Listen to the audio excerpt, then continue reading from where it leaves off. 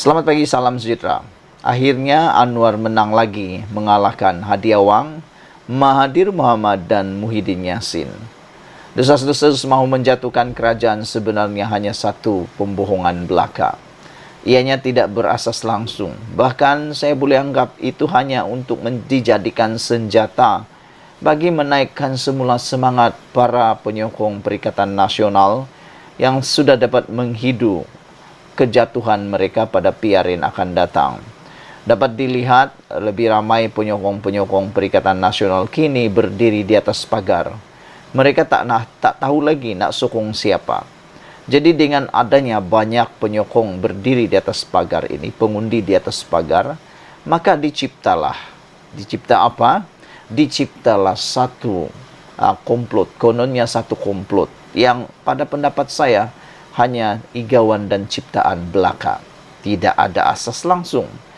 Tujuan dicipta teka-teki itu supaya menarik perhatian semula para pengundi penyokong Perikatan Nasional untuk sama-sama bersemangat semula berkempen bagi PRN di 6 buah negeri akan datang.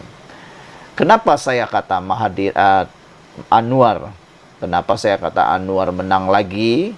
Kerana untuk menjayakan tindakan komplot itu, mereka perlu memancing blok yang paling besar, yaitu blok Borneo, yaitu GPS. Namun, jawapan kepada pancingan tersebut tidak berjaya sama sekali.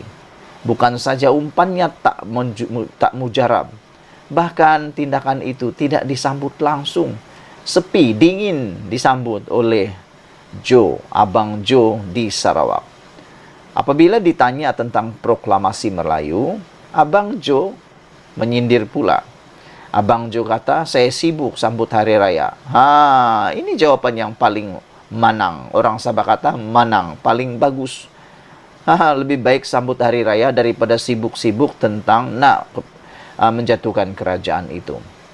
Abang Johari Openg berkata, beliau tidak sedar tentang proklamasi Melayu oleh bekas Perdana Menteri Dr. Mahathir Mohamad kerana terlalu sibuk dengan sambutan Hari Raya Aidilfitri. Apabila ditanya pemberita selepas menghadiri majlis Hari Raya di Kota Samarahan, Premier Sarawak itu menyifatkan perkara itu sebagai hal semenanjung Malaysia dengan berkata beliau tidak tahu menahu tentang dokumen itu. Baguslah apabila Abang Jo ini kata, itu hal di semenanjung Malaysia. Itu hanya berlaku di semenanjung Malaysia. Dan harap-harapnya seperti yang beliau kata, dia tidak tahu menahu tentang dokumen itu. Dan kalau boleh, biarlah itu hanya berlaku di semenanjung Malaysia. Abang Jo kata, manalah saya tahu. Kami masih sibuk sambut Hari Raya di Sarawak. Kemudian ada sambutan gawai, kata beliau. Kenapa saya perlu risau tentang isu di semenanjung Malaysia? Soalnya, lapor Borneo Post. Abang Johari berkata, beliau tidak banyak tahu tentang dakwaan kononnya wujud konspirasi untuk menggulingkan kerajaan persekutuan. Apa yang diketahuinya setakat yang dibaca di media sosial tambahnya. Yang menariknya ialah isu tentang proklamasi Melayu itu lebih banyak berlaku ataupun isunya itu sebenarnya di semenanjung Malaysia. Jadi makna kata untuk melibatkan blok Borneo adalah amat mustahil. Kecualilah kalau mereka tawarkan jawatan Perdana Menteri kepada blok Borneo. Barulah ada cerita. Orang Sabah bilang baru ada cerita.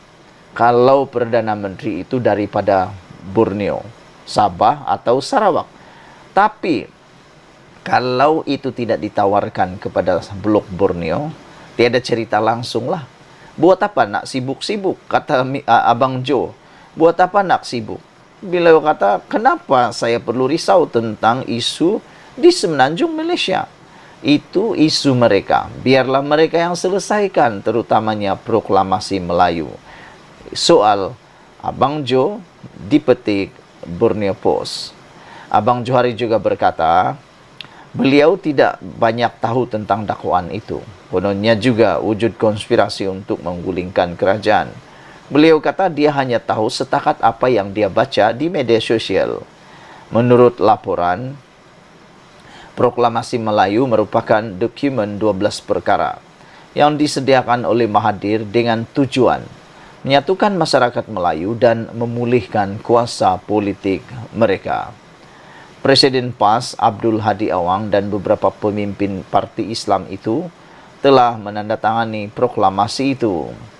3 pemimpin bersatu, Timbalan Presiden Ahmad Faizal Azumu, Ketua Penerangan Razali Idris dan Ahli Majlis Pimpinan Tertinggi Iskandar Zulkarnain Abdul Khalid juga telah menandatangani dokumen itu atas kapasiti peribadi mereka. Yang menjadi persoalan Rafizi Ramli beberapa hari yang lalu ialah di mana Muhyiddin Yassin?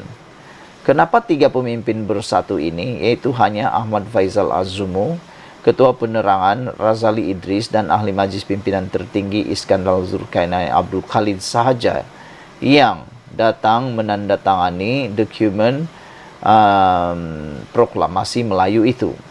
Di mana Muhyiddin? Adakah Muhyiddin sebenarnya tidak bersetuju dengan proklamasi tersebut?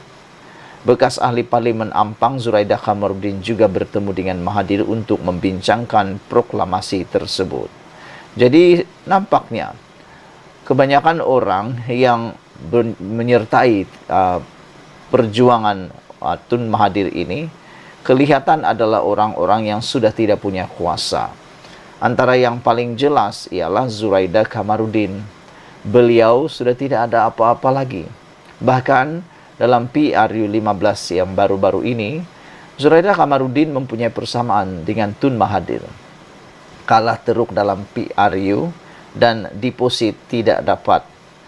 Dengan ini mungkinkah mereka sebenarnya mencari cara, jalan, wadah untuk dapat timbul semula, hidup semula dalam dunia politik yang mereka sekarang ini sudah berkubur.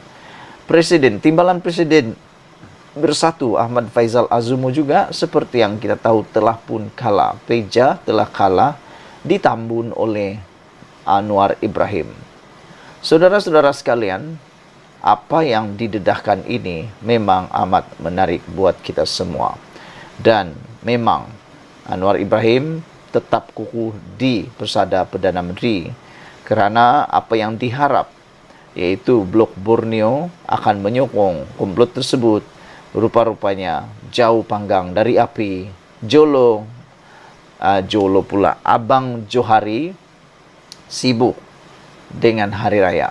Dia kata, buat apa saya nak menyibuk? Manalah beliau tahu kami sibuk tentang hari raya dan yang akan menyusul yaitu gawai, kata beliau. Yang menarik jawapan Abang Jo ini ialah, kenapa saya perlu risau tentang isu di Semenanjung Malaysia, kata beliau lagi. Sekian dulu kali ini. Jangan lupa tinggalkan komen Anda, tekan butang subscribe. Bye-bye.